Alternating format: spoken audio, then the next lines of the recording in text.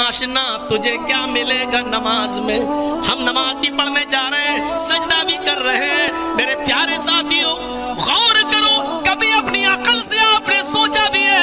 एक मिसाल पर गौर करके देखो, जमीन पर माथा आप भी टेकते हैं, सजदा आप भी करते हैं। जमीन पर माथा टेकना ही अगर इबादत है, सजदा ही इबादत है, तो जमीन पर माथा टेकना दुनिया की हर कौम के अंदर लिखा हुआ है। एक ईसाई भी जमीन पर ही सजदा करता है, एक हिंदू भी मंदिर की चौखट पे जाके अपने माथे को रखता है, एक यहूदी भी अपने माबद में जाकर जमीन पर अपने माथे को टेकता है। फिर क्या बात है, हिंदू अगर मंदिर की चौखट पर अपने सजदे को, अपने सर को रखे तो आप उसको शिर्क कहते हैं। एक यहूदी अगर अपने माबद में अपना सर जमीन पर रखे तो आप उसको शिर्क कहते हैं। एक मुसलमान अगर मस्जिद के अंदर जाकर अपने सर को जमीन पर रखता है तो आप उसको शिर्क क्यों नहीं कहते हैं? आप उसको इबादत क्यों कहते हैं? ईसाई इसलिए शिर्क कर रहा है क्योंकि वो अल्लाह के सामने अपना सर नहीं झुका रहा है, वो ईसा मसीह के सामने अपना सर झुका रहा है। एक यहूदी जमीन पर अपना माथा रख रहा है, लेकिन वो मोसेस के सामने और मूसा अलैहिस्सलाम के सामने अपना सर रख रहा है।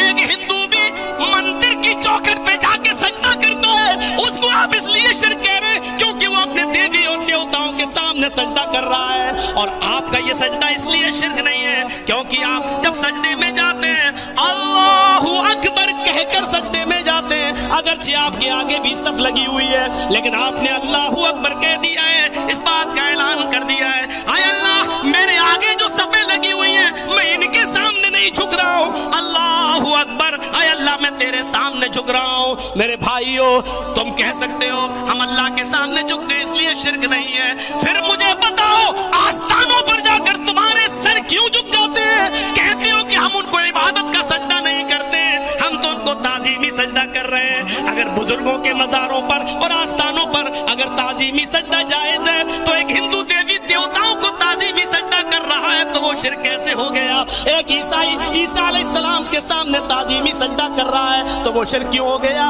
एक यहूदी मूसा के सामने अगर झुक रहा है और ताजीमी सजदा कर रहा है तो वो शिर्क क्यों हो गया? अपनी इबादतों के अंदर नियत को खालिस कीजिए और किसी के सामने सर नहीं। अगर सजदा कहीं जायज होता तो अल्लाह तबारक व तआला नमाज जनाजा में रुकू भी रख देता और सजदा भी रख देता। बड़े से बड़ा मौलवी, बड़ा सा बड़ा मुहद्दिस, बड़ा सा बड़ा पीर, बड़ा सा बड़ा नबी और पैगंबर भी अल्लाह के नबी के जमाने में खुद जनाबे मुहम्मद रसूलुल्लाह इस दुनिया से रुखसत हो गए, अबू बकर सिद्दीक नमाज जनाजा पढ़ रहे हैं, लेकिन नबी अकरम की जिसमें अथर आगे रखा हुआ है, लेकिन नमाज जनाजा में अबू बकर सिद्दीक भी रुकू नहीं कर रहे हैं, सजदा नहीं कर रहे हैं, उमर फारूक नमाज पढ़ रहे हैं, लेकिन नबी का जिस्म अथर सामने मौजूद है, लेकिन नमाज जनाजा उमर पढ़ रहे हैं, उमर फारूक रुकू भी नहीं कर रहे हैं, सजदा भी नहीं कर रहे हैं। ये इस बात का पैगाम है, जब कायनात के अंदर सबसे बड़ी हस्ती मोहम्मद रसूलुल्लाह की है, जब मोहम्मद रसूलुल्लाह के सामने सर नहीं झुकाया जा सकता है तो फिर कौन है कि जिसके सामने सर झुकाया जाए और कौन है जिसकी इबादत की जाए? समझने की कोशिश करो, अगर तुम ताजीमी सजदे को जायज मानते हो तो दूसरे लोग भी तो ताजीमी सजदा कर रहे हैं, फिर उनको शिर्क क्यों मानते हो? पता नहीं क्यों बुलाते हैं इसे। यही तो एक दो मिसालें ऐसी दे जाता है जो चुभ जाती है दिल को। अब इसका क्या जवाब दें? मेरे भाइयों, इसका जवाब कुछ नहीं मिलेगा। एक मौलवी आएगा, लैपटॉप दिखा के चला जाएगा, एक आएगा कह के चला जाएगा ये कैसे बोल के गया है, और वो बेचारा कह देगा खब्बीस और इब्लीस की औलाद, ये सब कह के चला जाएगा।